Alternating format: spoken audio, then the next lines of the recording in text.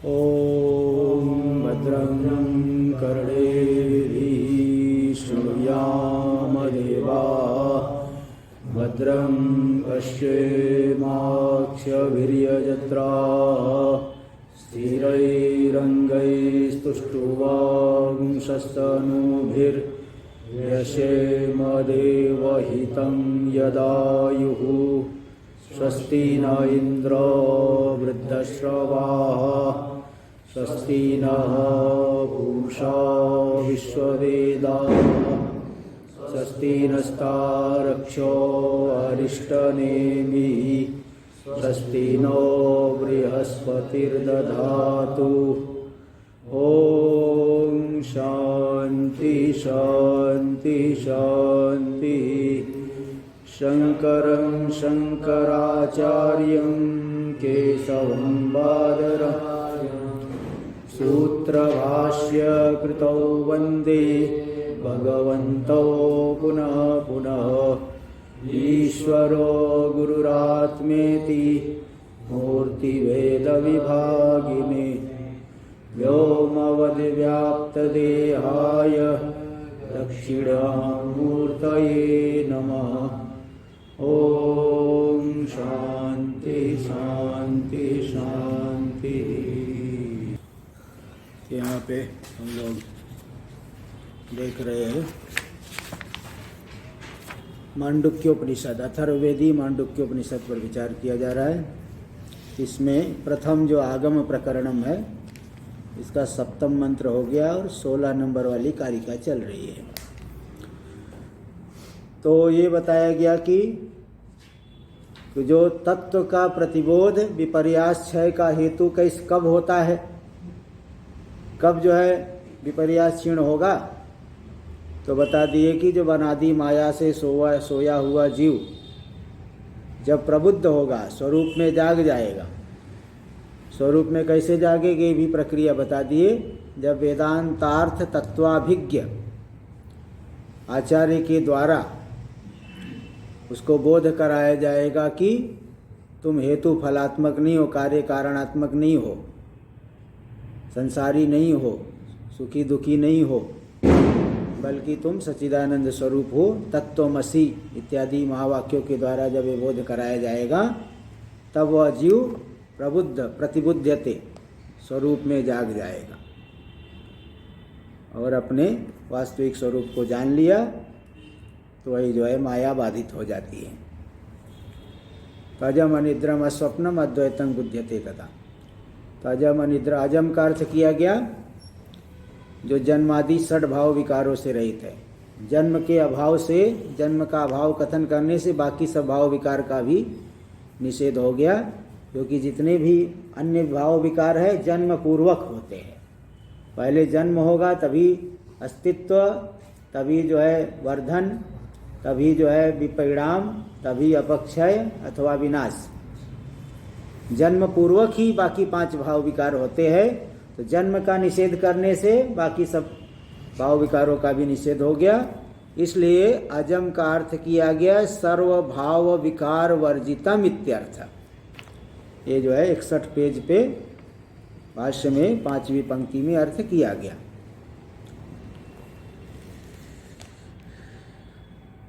टीका में देखिए, दे रहे तो ततो बाह्यम कार्यम आभ्यंतरम करणम तच्चोभयम यह नास्ति। स बाह्याभ्यंतरो यज, बाह्य और आभ्यंतर दोनों प्रकार के कार्य अथवा कारण दोनों ही इसमें नहीं है। ततो जन्मादेर भाव विकारस्य नात्र अवकाश संभवति। जन्मादि भाव विकार के लिए यहाँ पे अवकाश नहीं, इसमें प्रमाण भी दे दिए। सबाह्याभ्यंतरो यज, इस श्रुति को प्रमाण दे दिए। इसके आगे सबाह्येति के आगे टीका में देखिए, नीचे से 4थी पंक्ति टीका। अजत्वादेव अनिद्रम, अजन्मा होने से ही वह कार्य नहीं होने से कारण भी नहीं है, क्योंकि कार्याभावे कारणस्य प्रमाणाभावे न वक्तुम अशक्यत्वात्। जब कार्य ही नहीं तो कारण के होने में क्या प्रमाण है? कार्य के माध्यम से ही कारण का ज्ञान होता है। भाई कारण है तो कहीं न कहीं कार्य तो जरूर होगा,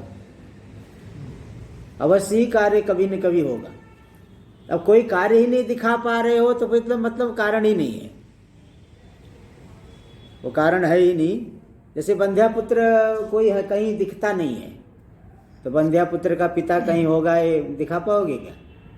तो बंध्यापुत्र कहीं किसी ने देखा ही नहीं है, तो बंध्यापुत्र का पिता कौन दिखा पाएगा?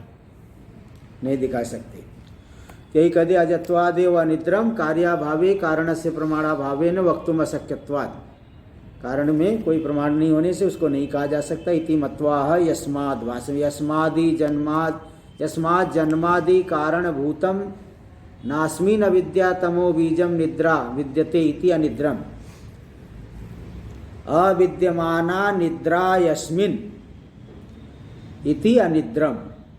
तो जन्मादि का कारण स्वरूप जो अविद्या तमो बीज रूपी निद्रा है, वह अविद्या तमो बीज रूपी निद्रा अस्मिन् न विद्यते, इसमें नहीं है, इसलिए वह तत्व हो गया अनिद्रम, अनिद्र अद्वैत तत्व।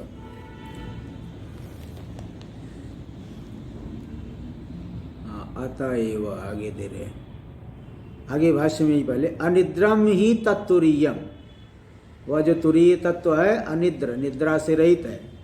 निद्रा का अर्थ क्या किया गया? अग्रहण, अग्रहण जो है, अग्रहण पूर्वक अन्यथा, अन्यथा ग्रहण को स्वप्न कहा गया, और नहीं अग्रहण, अन्यथा ग्रहण को स्वप्न कहा गया और अग्रहण को निद्रा कहा गया। तो अनिद्रम का देने से उसमें अग्रहण नहीं है, आवरण ही नहीं है, तो विक्षेप कहाँ से होगा? अतएव अस्वप्नम, इसीलिए अस्वप्नम निमित्तापाय नैमित्तिकस्य अपाय, निमित्त ही नहीं है तो नैमित्तिक कार्य कहाँ से होगा? अग्रहण नहीं है तो अन्यथा ग्रहण कहाँ से होगा? इसलिए अस्वप्नम भी उस अद्वैत तत्व को जान लेना चाहिए। टीका में देखिए, अनिद्रत्वम हेतुम कृत्वा विशेषणांतरम दर्शयति। अनिद्रत्व को हेतु बना करके अन्य विशेषण जो अस्वप्नम है उसको भी दिखा दिए, क्योंकि अनिद्र है, निद्रा रहित है, इसलिए स्वप्न से भी रहित है। तद निमित्तत्वाद अन्यथा ग्रहणस्य, क्योंकि निद्रा निमित्तक ही होता है अन्यथा ग्रहण। तो जब निद्रा ही नहीं तो अन्यथा ग्रहण नहीं होगा, स्वप्न नहीं होगा, वो इसलिए अजम अनिद्रम के प्रति हेतु हो गया। टीका में देखिए, तत्वम एवं लक्षणम अस्तु आत्मनः किम आयातम। बोले तत्व ऐसा है, होता है होने, लेकिन मुझे क्या मिला?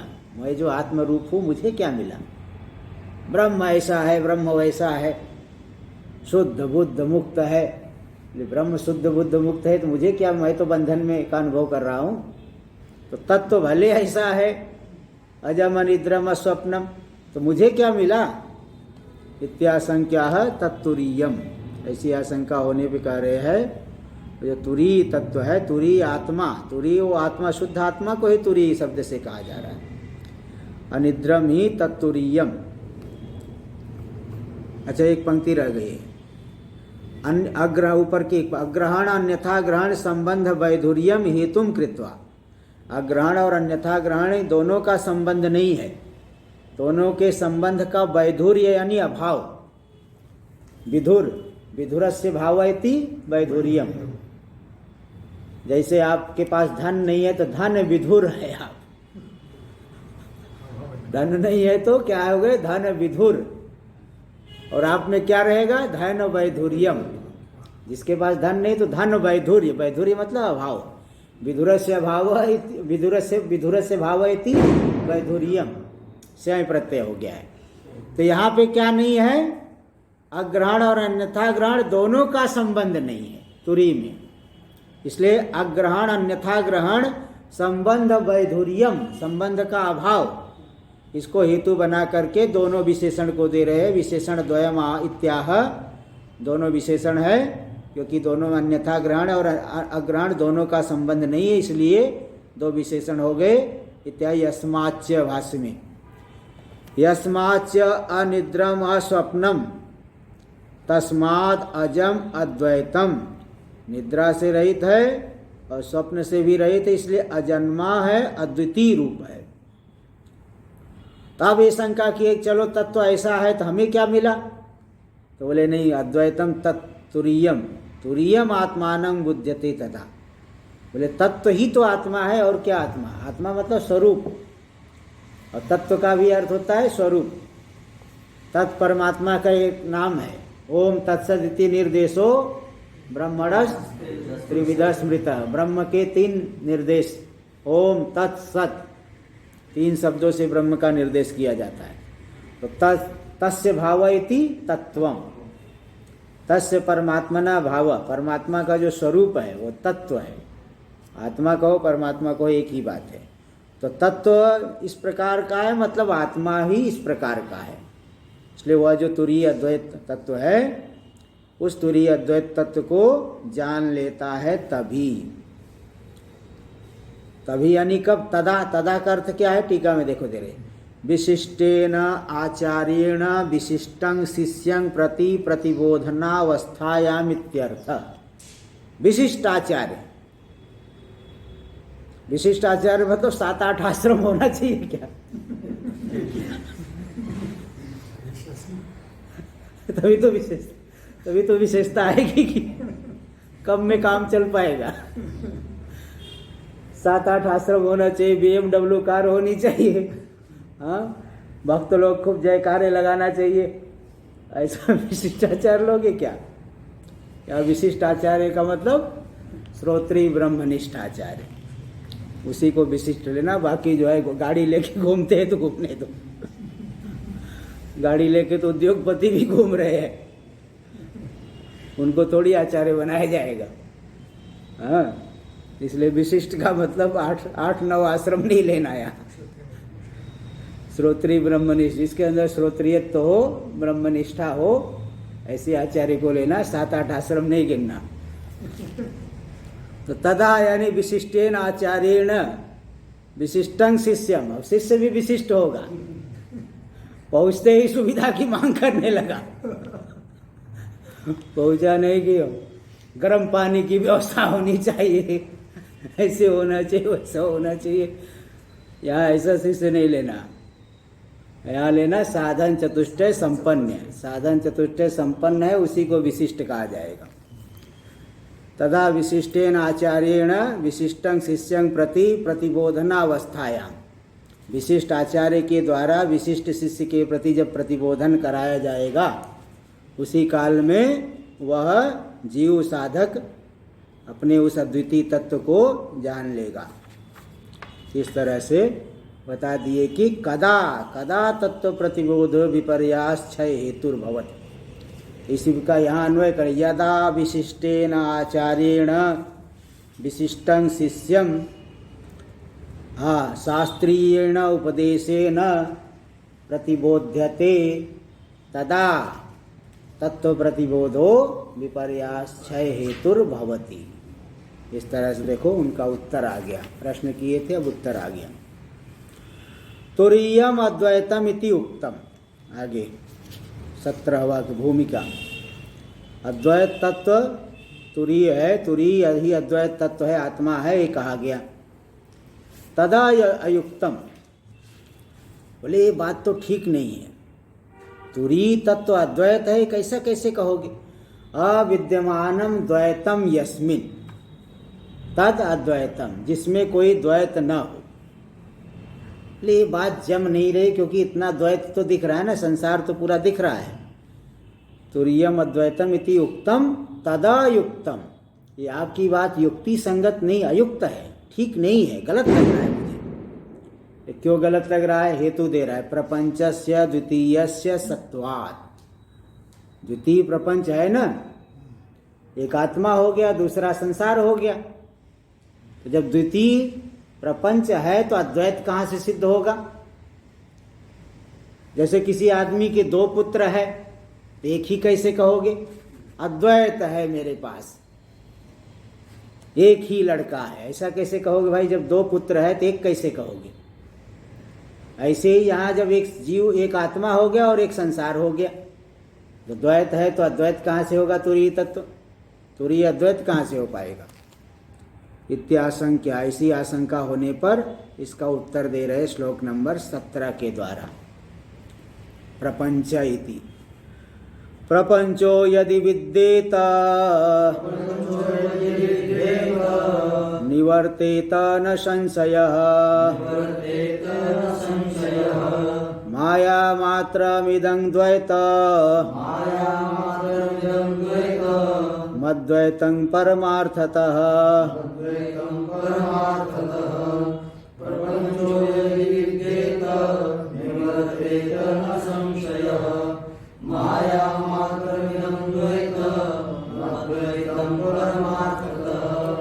प्रपंचो यदि विद्येत, वास्तव में तो है नहीं, यदि होता तो उसकी निवृत्ति की जाती। निवर्तेत न संशय, प्रपंच की निवृत्ति कब की जाती? यदि होता तो। जैसे रज्जु में सर्प वास्तव में होता तो सर्प को भगाना पड़ेगा, फिर नहीं भगाओगे तो काटेगा, मरने की नौबत आ जाएगी। इसलिए यदि वास्तव में होता तो निवृत्ति की जा सकती थी। सर्प वास्तव होता तो भगाया जा सकता था, मारा जा सकता था, लेकिन जब सर्प है ही नहीं तो कहाँ से भगाओगे?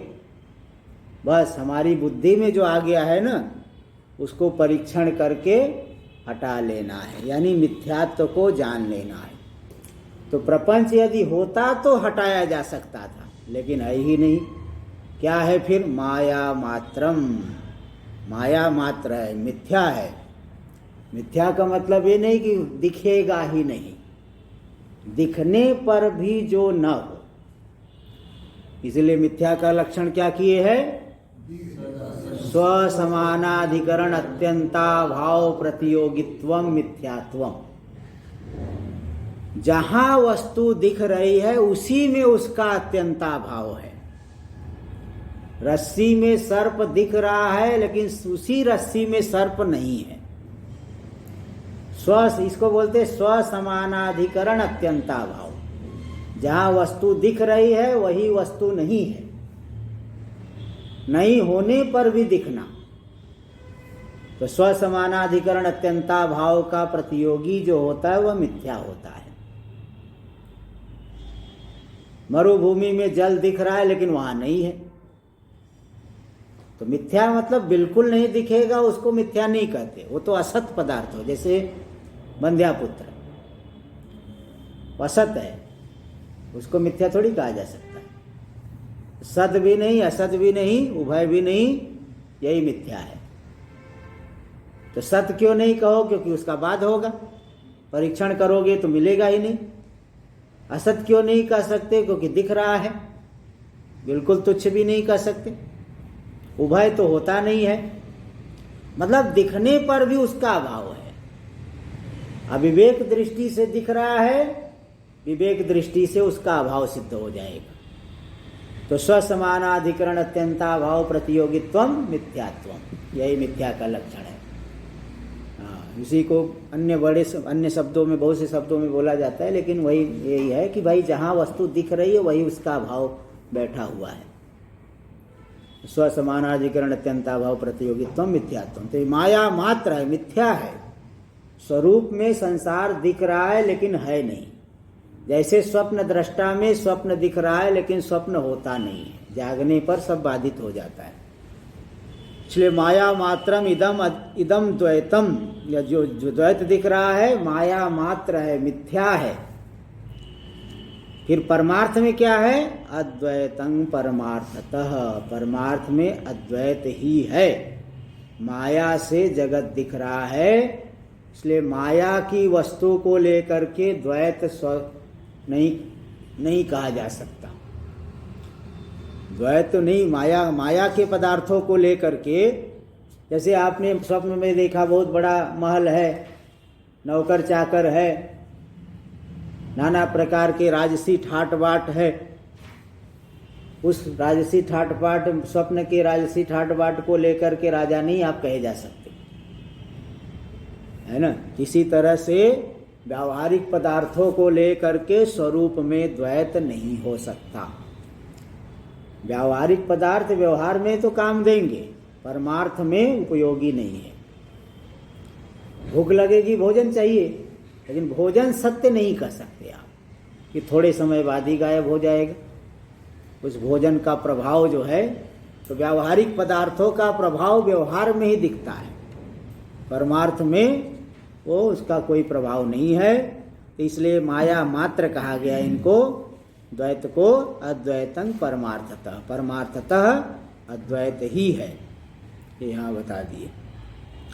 इसलिए प्रपंच की निवृत्ति करने की आवश्यकता नहीं है, प्रपंच को वास्तव में हटाना नहीं पड़ेगा।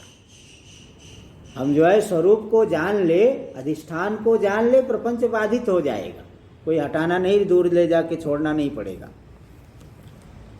तद्वैतं परमार्थतः, परमार्थ में अद्वैत ही है। टीका में देख लीजिए, प्रपंच निवृत्त्या तुरी प्रतिबोधात तदद्वितीयत्वम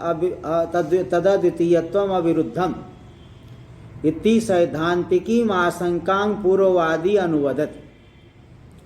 प्रपंच की निवृत्ति से ही तुरी का प्रतिबोध होगा, प्रतिबोध होने से तदद्वितीयत्वम अविरुद्धम, उसके पर तुरी तत्व के अद्वितीयत्व में कोई विरोध नहीं है।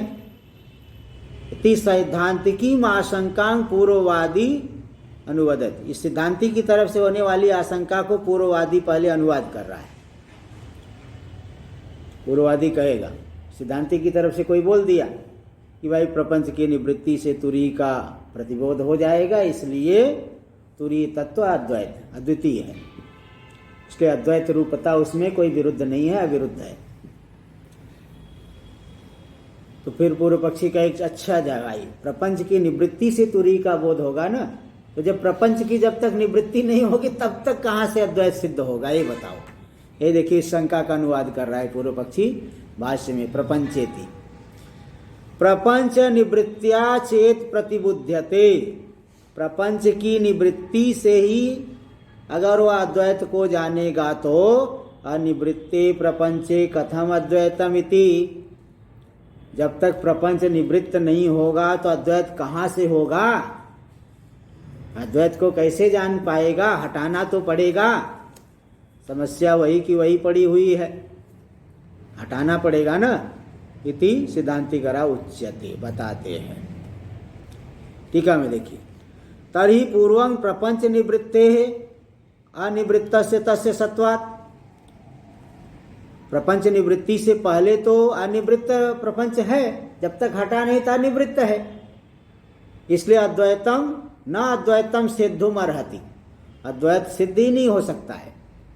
इति पूर्ववादी एवं ब्रवीति, पूर्ववादी ही इस बात को बोल रहा, अनिवृत्त इति भाष्य में, अनिवृत्ते प्रपंचे कथम अद्वैतम इति, वही निवृत्त प्रपंच की निवृत्ति से अगर अद्वैत को जानेगा तो अनिवृत्त प्रपंच के अनिवृत्त होने पर अद्वैत कैसे होगा, ये बताओ।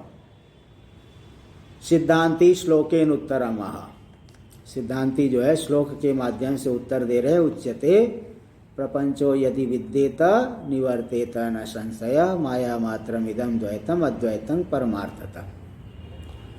टीका में देखिए, किं प्रपंचस्य वस्तुत्वम उपेत्य अद्वैतानुपत्तिरुच्यते किं वा अवस्तुत्वमिति, क्या प्रपंच को सत्य मान करके अद्वैत संभव नहीं, ऐसा आप ऐसी शंका कर रहे हो? अद्वैत संभव नहीं है, क्यों? क्योंकि प्रपंच सत्य है, ऐसा आप कहना चाहते हो। किं वा अवस्तुत्वम, अथवा प्रपंच को मिथ्या मान करके अद्वैत हो नहीं पाएगा क्योंकि ये मिथ्या प्रपंच है, तो प्रपंच को मिथ्या मान करके अद्वैत की अनुपत्ति कह रहे हो, पहले सत्य मान करके कि मिथ्या मान करके। इति विकल्प्य आद्य अद्वैतानुपत्ति अंगीकरोति, पहले पक्ष में तो अगर प्रपंच सत्य होता तो अद्वैत नहीं हो सकता थे, तो हम भी मानते हैं। यदि सत्य होता, यदि होता तो निवृत्ति करनी पड़ती, तो सत्य की कहाँ निवृत्ति होती, सत्य नष्ट होता है क्या? तो आद्य अद्वैतानुपत्ति अंगीकरोति, प्रथम पक्ष में तो अद्वैत बन नहीं पाएगी, इस बात को हम भी मानते हैं, गलत नहीं कह रहे हो। सत्यम सत्यम एवं स्यात्, बिल्कुल ऐसा ही होता, ठीक कह रहे हो। यदि प्रपंच सत्य होता तब अद्वैत नहीं बन सकता था, अद्वैतानुपत्ति होती। एवं स्यात् प्रपंचो यदि विद्येत, यदि प्रपंच विद्यमान होता, सत्य होता तब। लेकिन यह सत्य नहीं, दिख तो रहा है लेकिन सत्य नहीं कह सकते। देखिए कई जगह है भाई, लौकिक प्रमाणों से वस्तु तो दिख रही है लेकिन वस्तु में सत्यत्व तो कहाँ दिख रहा है बताओ। आंख ये दिखा रहे एक पुष्प है, ये थोड़ी दिखा रहे एक सत्य है। चक्षु जो है पुष्प के होने में प्रमाण है, पुष्प के सत्यत्व असत्यत्व में प्रमाण नहीं है। कि मालूम पड़ रहा है कि असत्य है असत्य है। चक्षु से सत्य असत्य का निर्णय नहीं होगा, चक्षु से केवल पुष्प के होने का निर्णय। पुष्प यहां है, अब सत्य है कि असत्य है ये तो परीक्षण करना पड़ेगा शास्त्र के आधार पे, शास्त्रीय युक्तियों के आधार पर। तो वस्तु प्रमाण से वस्तु का ज्ञान होगा, वस्तु की सत्यता असत्यता का प्रमाण से, इस लौकिक प्रमाण से निश्चय नहीं हो पाएगा। व्यवहार के लिए तो आप प्रमाण से कर सकते हैं, लेकिन सत्यत्व असत्यत्व के लिए तो शास्त्रीय कसौटी, शास्त्रीय जो है लक्षणों पे जाना पड़ेगा। उस पर अगर शास्त्रीय लक्षण सत्यत्वम त्रिकालाबाध्यत्वम, सत्य का ये लक्षण किया गया त्रिकालाबाध, जिसका तीनों कालों में बाधना हो वही सत्य है। ये लक्षण जिसमें घटे उसी को सत्य कहा जा सकता है। तो यहाँ यही कह रहे हैं कि सत्यम एवं स्यात् प्रपंचो यदि विद्येत, यदि प्रपंच विद्यमान होता तब तो अद्वैत की अनुपत्ति आप कह सकते थे, लेकिन वह विद्यमान नहीं, सत्य नहीं, दिख रहा है लेकिन सत्य नहीं है। अद्वैतम तर्हि कथम उपपद्येत, अद्वैत फिर कैसे बनेगा।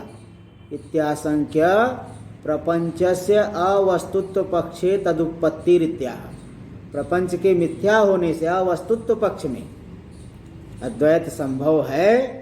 इत्याह रज्ज्वाम इति, भाष्य में रज्ज्वाम सर्प इव कल्पितत्वात् न तु स विद्यते, रज्जु में जैसे सर्प कल्पित है, दिख रहा है लेकिन वास्तविक नहीं है, इसी के समान प्रपंच भी स्वरूप में कल्पित है, इसलिए वास्तव में विद्यमान नहीं है। न तु स प्रपंचो न तु विद्यते, वह विद्यमान नहीं है। टीका में देखिए, यथा सर्पो रज्ज्वाम कल्पितो, सर्प रज्जु में कल्पित है, वस्तुतो नास्ति, वास्तव में नहीं है। तथा प्रपंचोपि कल्पितत्वात् नैव वस्तुतो विद्यते, प्रपंच भी वैसे ही कल्पित है इसलिए वास्तव में विद्यमान ही नहीं है। तथा च तात्विकम अद्वैतम अविरुद्धम, मिथ्या द्वैत और तात्विक अद्वैत दोनों में कोई विरोध नहीं है। कल्पित जल और वास्तव में जल का अभाव, मरुभूमि केवल मरुभूमि और कल्पित जल, दोनों में क्या विरोध है, कोई विरोध नहीं। तथा च तात्विकम अद्वैतम अविरुद्धम इत्यर्थ, तात्विक अद्वैत अविरुद्ध है, ये अर्थ हुआ। उक्तम अर्थम व्यतिरेक मुखेन साधयति, इसी अर्थ को व्यतिरेक के माध्यम से सिद्ध कर रहे हैं। विद्यमानश्चेद, विद्यमानश्चेत निवर्तेत न संशय, अगर होता तो उसकी निवृत्ति होती, है ही नहीं तो कहाँ से निवृत्ति करोगे। उदाहरण दिए है कि भाई स्फटिक मणि के आगे जपा कुसुम रख दिए, बोले भाई स्फटिक लाल कैसे हो गई। दूसरे ने कहा अभी मैं हटा देता हूँ लाल रंग, खुरचने लगा पत्थर पे, स्फटिक को जो है घिस रहा है। स्फटिक को घिसने से लालिमा जाएगी क्या, पुष्प को हटा दो लालिमा चली गई, नहीं तो कितना भी खुरचते रहो तो लालिमा जाएगी नहीं। ऐसे ही जो है व्यक्ति सोचता है कि मैं कर्मों के द्वारा हटा दूंगा संसार को, ऐसी भक्ति करूंगा कि संसार गायब हो जाए। तो भाई ज्ञान लक्षणा ही भक्ति करनी पड़ेगी। द्वैत रूपी भक्ति से कभी संसार गायब नहीं होगा, बल्कि संसार और पुष्ट होगा। दिन प्रतिदिन जो है मांग बढ़ती जाएगी, हे भगवान पुत्र तो हुआ लेकिन उतना बुद्धिमान नहीं है जितना हम सोच रहे थे। इसलिए वो ज्ञान लक्षणा भक्ति ही फिर करनी पड़ेगी। यही यहाँ कह रहे विद्यमानश्चेद निवर्तेत न संशय। अगर विद्यमान होता तो निवृत्त होता है, इसमें कोई संशय नहीं है, लेकिन वहाँ वास्तव में है ही कहाँ। नई रज्ज्वांग भ्रांति बुद्धिया कल्पित सर्पो विद्यमान सन विवेकतो निवृत्त। रज्जु में भ्रांति पूर्ण बुद्धि से, भ्रांति बुद्धिया भ्रांत्यात्मक बुद्धि से, भ्रांति रूपा बुद्धि से, भ्रांति ज्ञान से कल्पित जो सर्प है विद्यमान हो करके निवृत्त होता है क्या विवेक से? विद्यमान नहीं हो करके निवृत्त होता है। पहले भी नहीं था, बाद में भी, मध्य में भी नहीं था, अंत में भी नहीं रहता है। इसीलिए व्यक्ति कहता है नायम सर्प, यह सर्प नहीं। इसीलिए वेदांत के और प्रौढ़ ग्रंथों में इसका विचार आता है कि भाई अगर पहले था और अभी जाना कि वह रस्सी है, सर्प नहीं है, अगर पहले था तब तो कहना चाहिए अब सर्प नहीं है, नेदानिम सर्प, ऐसा कहना चाहिए था, अब सर्प नहीं है। लेकिन ऐसा नहीं कहता, बोले सर्प नहीं है, ऐसा बोलता है नायम सर्प किंतु रज्जुरेव। यह सर्प नहीं है, रस्सी ही है। ये नहीं कहता कि अब सर्प नहीं है। अब सर्प नहीं, एक कथन गलत है, क्योंकि पहले भी नहीं था सर्प, तो पहले भी नहीं है। इसलिए यही कहता है व्यक्ति नायम सर्प किंतु रज्जुरेव, नेदानिम सर्प, ऐसा नहीं कहता। तो पहले भी नहीं था, भ्रांति से केवल दिख रहा, मालूम पड़ रहा था, और ज्ञान हो गया अधिष्ठान का तो भ्रांति हट गई, ज्ञान बाधित हो गया, सर्प बाधित हो गया। ये यहाँ कह रहे हैं तो नई रज्ज्वांग भ्रांति बुद्धिया कल्पित सर्पो विद्यमान सन विवेकतो निवृत्त। रज्जु में भ्रांति बुद्धि से कल्पित सर्प पहले विद्यमान था, बाद में विवेक से निवृत्त हुआ, ऐसी बात नहीं है। निवृत्ता इति नहीं, ऐसा नहीं कह सकते। टीका में देख लीजिए, यदि आत्मनि कारणाधीन सन प्रपंचो विद्येत। यदि आत्मा में कारण के अधीन, कारण कौन है? कोई परमाणु को कारण मानता है, कोई प्रधान को कारण मानता है। हाँ, भक्त लोग अपने अपने भगवान को ही कारण मानते हैं। तो अगर कारण के अधीन प्रपंच वास्तव में होता, द्वैतवादियों के मत में जैसा माना जाता है, तदा कृतकस्य अनित्यत्वम अनित्यत्व नियमात, तब तो कृतक जो कार्य है वो तो अनित्य होता है। इसलिए तन निवृत्तिर अवश्यम भाविनी, र छूट गया है, तन निवृत्तिर अवश्यम भाविनी, तब तो उसकी निवृत्ति अवश्यम भाविनी होती। कार्यस्य च निवृत्ति नाम, कार्य की निवृत्ति का क्या मतलब है? कारणादि, कारण संसर्ग। जैसे घट की निवृत्ति का क्या मतलब है? घट फूट गया, मिट्टी रह गई, यही तो घट की निवृत्ति है। तंतु अलग कर दिए, तंतु जोड़े थे तो पट है, तंतु अलग कर दिए। स्वेटर आदि बनाते हैं ना, वो बुनते हैं और भाई बाद में छोटा बड़ा हो गया तो अलग भी कर देते हैं, निकाल भी देते हैं। तंतु जोड़ दिए तो पट बन गया, तंतु निकाल दिए तो कारण तंतु ही रह गया, पट कहाँ रहा। तो कार्य की निवृत्ति का मतलब है कि कारण दशा बच जाना, कारण संसर्ग, इसी को कहते हैं। देखो, कार्यस्य च निवृत्ति नाम कारण संसर्ग। कार्य की निवृत्ति का मतलब है कारण संसर्ग, यानी 3 नंबर टिप्पणी में दे दिए, कारणात्मना अवस्थानम इत्यर्थ, कारण रूप से अवस्थित हो जाना, यही कार्य की निवृत्ति है। ततः सती कारणे प्रपंच निवृत्तिर अनात्यंतिकत्वात्, फिर तो क्या हुआ? कारण के होने पर प्रपंच की निवृत्ति आत्यंतिक तो होगी ही नहीं, क्योंकि कारण तो बना हुआ, दोबारा कार्य बन जाएगा ना। मृतिका है तो दोबारा घट नहीं बन जाएगा क्या? तब तो कार्य की निवृत्ति अनात्यंतिक हो जाए, प्रपंच की निवृत्ति आत्यंतिक नहीं हो पाएगी, सदा सदा के लिए निवृत्ति हो ही नहीं सकती है। इसलिए अद्वैतानुपत्तिर आशंकेत, तब तो अद्वैत की अनुपत्ति की आशंका की जा सकती थी, लेकिन ऐसा नहीं। न च कारणाधीन सन प्रपंचो अस्ति, कारण के अधीन प्रपंच है ऐसा नहीं कह सकते हैं। परमाणु परमाणु जुड़ करके जगत बना है, प्रधान के माध्यम से प्रधान का परिणाम जगत बना है, ऐसा नहीं कह सकते हैं, क्योंकि तस्य कल्पितत्वेन अवस्तुत्वाद इत्यर्थ। प्रपंच कल्पित है ना, कल्पित होने से अवस्तु है, मिथ्या है। प्रपंचस्य मायया विद्यमानत्वम न तो वस्तुत्वम। प्रपंच माया से ही विद्यमान है, वास्तविक नहीं है। इति उदाहरणाभ्याम उपपादयति, इस बात को उदाहरण दे करके उपपादन कर रहे हैं, युक्ति संगत है ये बात सिद्ध कर रहे हैं। पहला उदाहरण तो हमने पढ़ ही दिया, नहीं इत्यादि ना।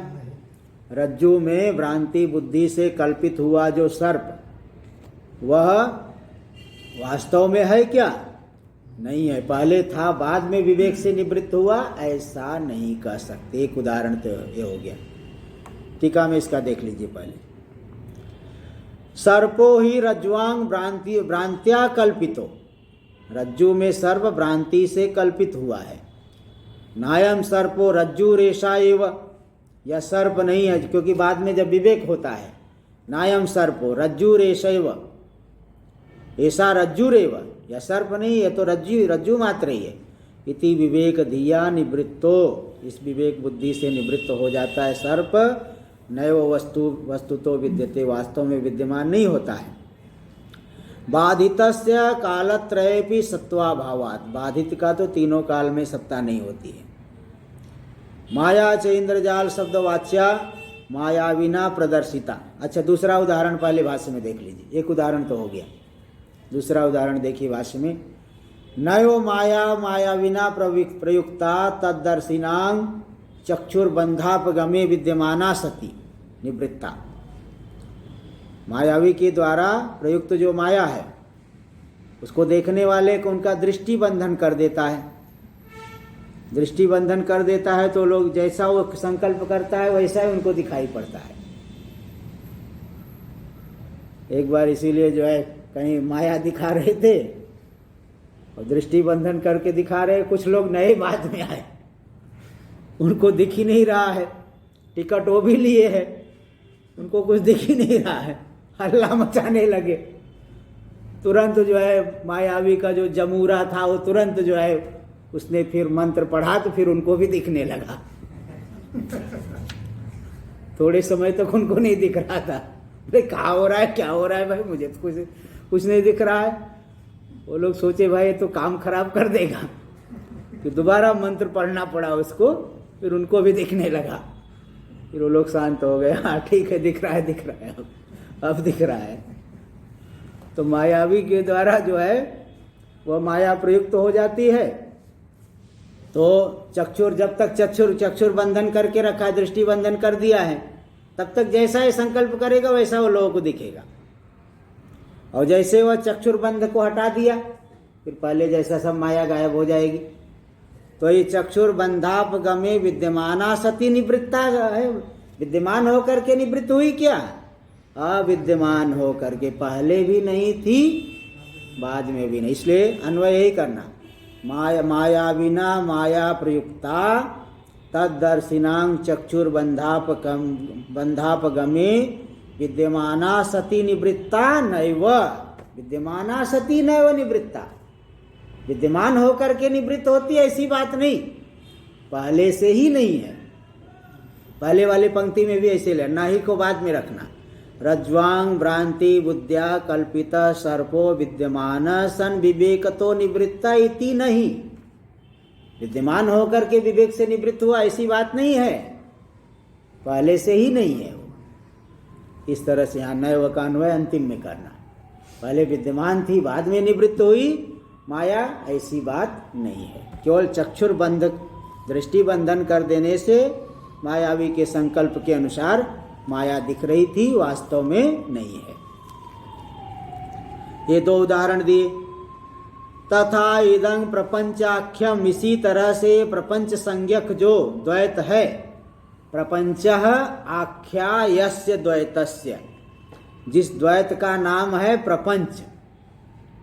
प्रपंच नामक ये जो संसार है, द्वैत है, माया मात्रम, माया मात्र ये विद्यमान होकर के नहीं दिख रहा, विद्यमान होकर के ही माया ज्ञान से दिख रहा है। माया मात्रम द्वैतम रज्जुवत मायावी वच्च अद्वैतं परमार्थ। जैसे वहाँ सर्प नहीं, केवल रज्जु मात्र ही है, माया नहीं, केवल मायावी है। मायावी का संकल्प भी माया के रूप में दिख रहा है, केवल मायावी अद्वैत एक ही है।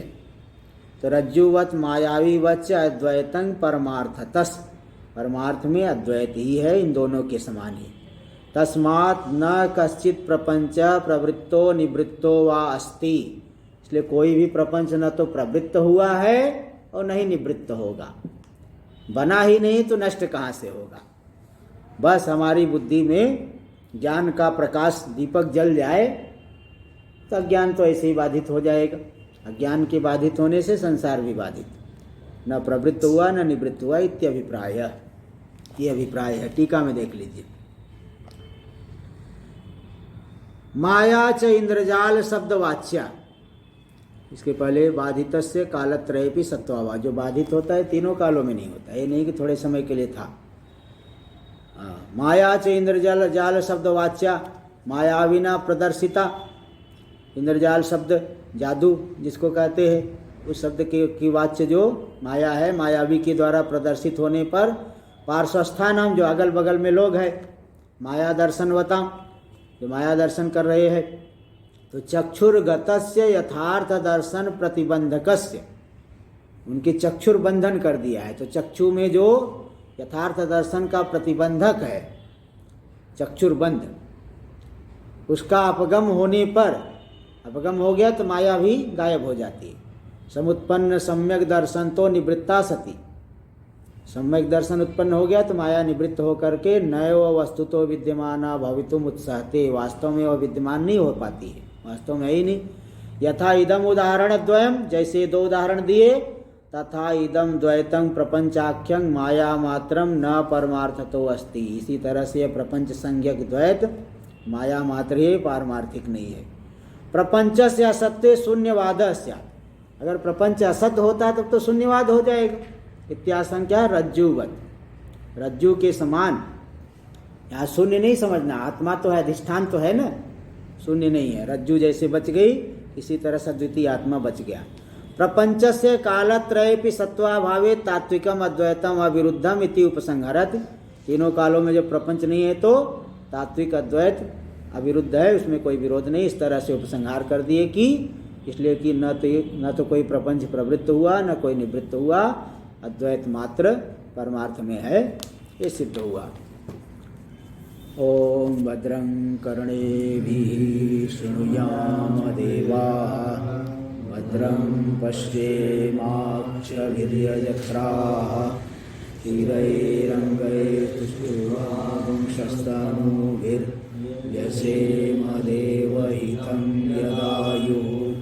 स्वस्ति न इन्द्रो वृद्धश्रवाः, स्वस्ति न पूषा विश्ववेदाः, स्वस्ति नस्तारक्षो वरिष्ठनेमिः, स्वस्ति बृहस्पतिर्दधातु। ओम शांति शांति शांति। शंकरं शंकराचार्यं केशवं बादरायणं, सूत्रभाष्य कृतौ वंदे भगवन्तौ ईश्वरो गुरुरात्मेति मूर्तिभेद विभागिने, व्योमवद्व्याप्तदेहाय दक्षिणामूर्तये नमः। ओम शांति शांति शांति।